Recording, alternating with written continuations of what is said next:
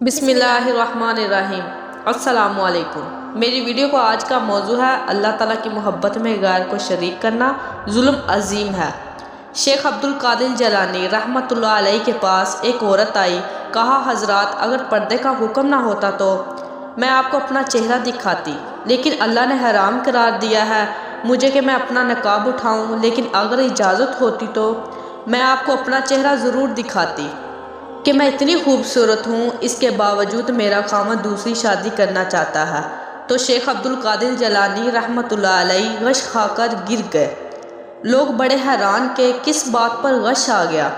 ان کے پاس ایک عورت اپنی بات لے کر آئی ہے، اپنی غیرت کا تقاضا لے کر آئی ہے۔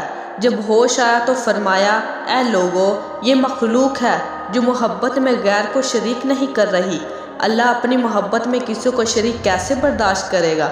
مخلوق تو برداشت کرتی نہیں، لیکن اللہ نے برداشت کیا ہوا ہے۔ اس دل میں کتنے بت بٹھائے ہوئے ہیں، کتنا اللہ کریم ہے کہ برداشت کر کے چل رہا ہے۔ یوسف علیہ السلام کو اپنے باپ سے 40 برس جدا رکھا، پھر 40 برس بعد ملایا، رو رو کر آنکھیں سفید ہو گئی۔ جب مل گئے نا تو پھر اللہ تعالیٰ کہنے لگے بتاؤ کیوں دور کیا تھا؟ کہا بتائیے، کہا ایک دفعہ تو نماز پڑھ رہا تھا، یوسف بچہ تیرے پاس لیٹا ہوا تھا، نماز پڑھنے کے دوران یہ رونے لگا، تیری توجہ مجھ سے ہٹ کر ادھر چلی گئی۔